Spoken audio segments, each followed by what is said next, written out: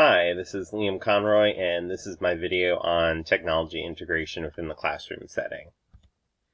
So we were asked to look at a few different ways that we feel are pretty optimal for implementing technology in the classroom. So I picked a few different programs that are usable primarily within browsers. Screencast-O-Matic, obviously, is the one that I'm using right now. So being able to record presentations that you do on your computer. It's not only optimal for grad school students, but obviously for students in elementary and secondary school as well. It allows students to record their screens and potentially themselves. It does have a picture-in-picture feature to where the person who is narrating can also be located inside of a picture. It allows students to be able to integrate clips from other web sources or something that's happening on their computer in real time, similar to streaming. A lot of kids obviously are invested in things like Let's Plays on YouTube, and this gives them the opportunity to be able to do something similar with educational tools that are already on their computers. It also allows for easy sharing. After Screencast-O-Matic is done recording, it makes it to where it's very easy to share through different online platforms, which is not only good for enhancing the ability for students to participate in digital citizenship, but it's also good for a teacher as far as being able to access those particular presentations. The tool that I tried to use for my particular lesson plan for this module was Glogster. Out of the different things that were suggested among the links, this is the one that caught my attention the most. It emulates simple website creation, which can be good for students who are interested in that as a possibility for their career down the road. It allows integration of several different types of media. You can use images, linked videos. It has a library of 3D images that are usable as well. Among different options for presentation projects, like slideshows as the traditional version, I think this is a good alternative option for that. Part of my synopsis for how the project went whenever I implemented it with my classroom is that it's something that I feel like I can give students as an option if they want to present their information this way. The website automatically makes links that provide easy sharing for their Glogster sites. Again, good for digital citizenship and good for teachers to be able to track those particular sites. I actually have a master list of the project that my students are working on, and I wanted to just show a sample of one of my students' works. So if we look here, the task was for them to create a website that was about reptiles. So here, there's some information about reptiles, images involving reptiles. One of them, at least, is also a 3D image, so if I were to click that, it would let me look around this model of an alligator. But they did a very good job of integrating these clever backgrounds. It's a very snappy website. It's something that, I would say that this is a pretty optimal project for someone who is trying to do something in the vein of web design.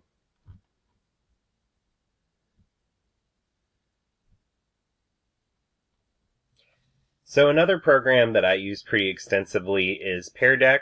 I had a professional development pretty early on in my career as a teacher that taught us about Pear Deck. It's a very simple add-on that you can use with Google Slides.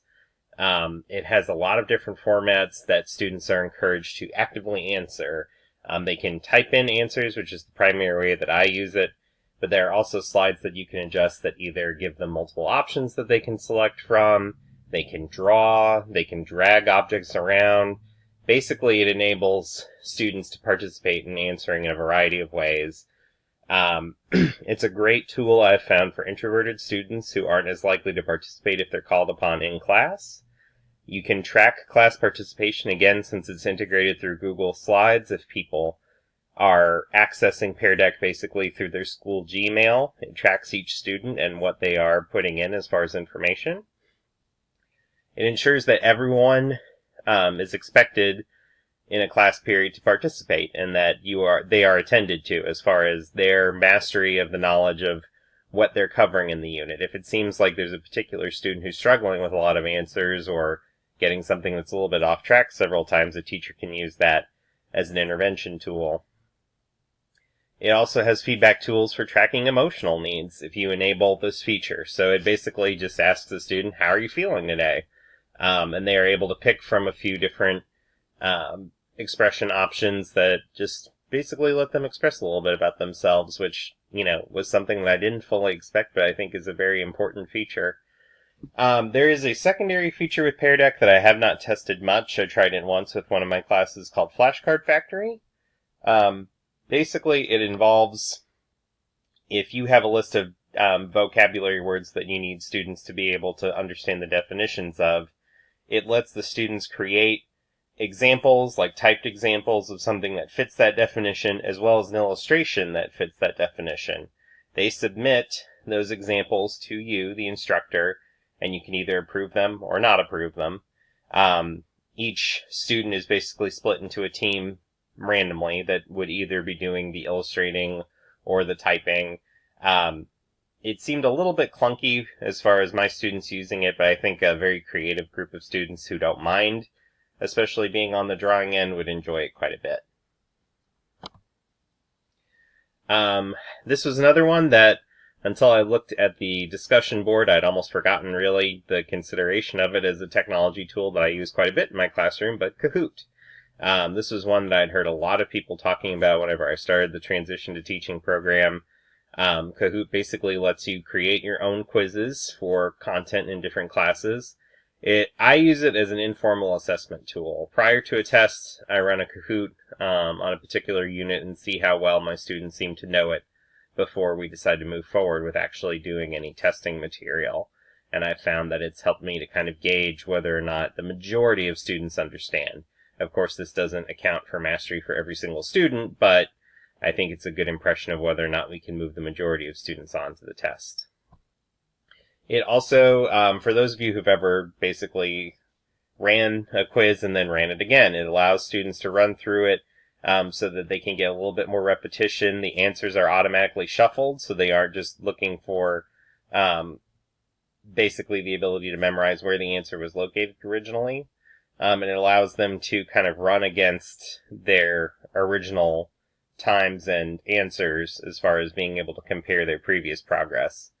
The Kahoots are very easy to link to Google Classroom for review outside of class. I do this for the classes that I use these as, again, an assessment tool for.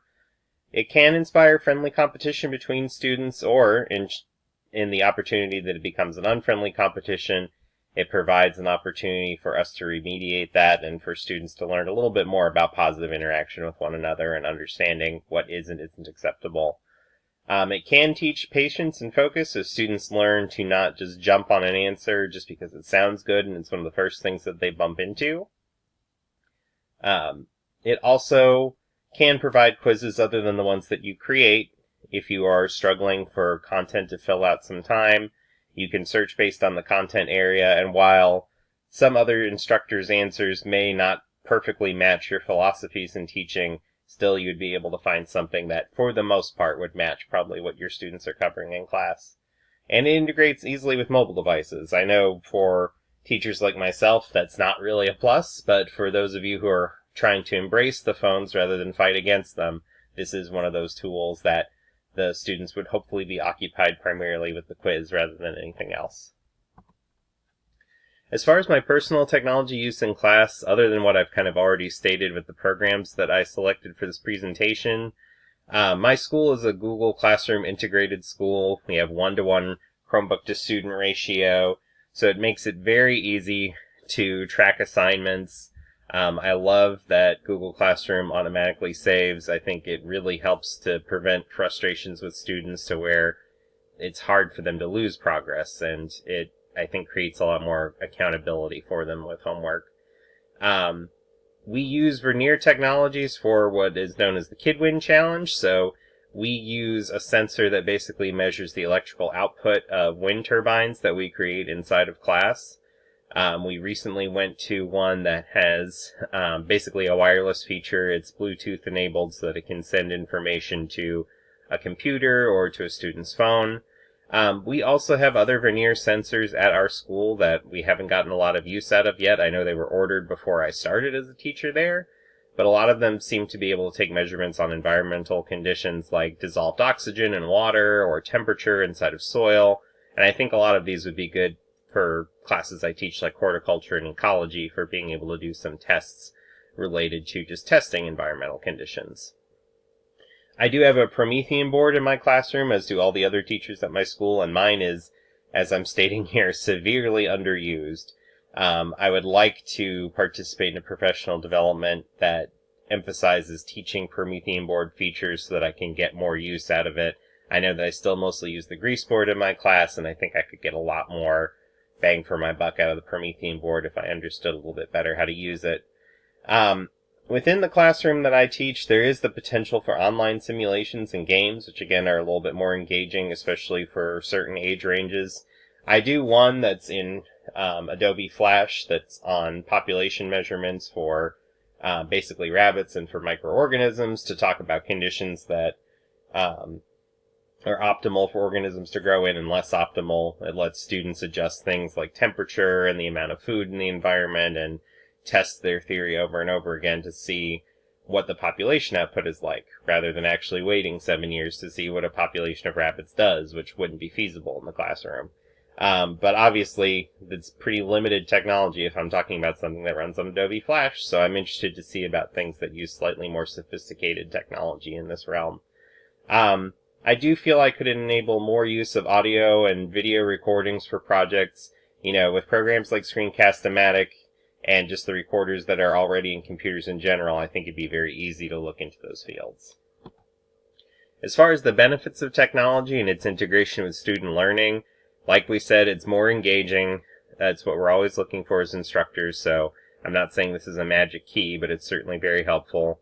Helps prepare students for 21st century skills, and it's at least a baseline for whatever technology is to come. A lot of technology builds off of similar systems, so I think it at least helps familiarize students with what they could be prepared for.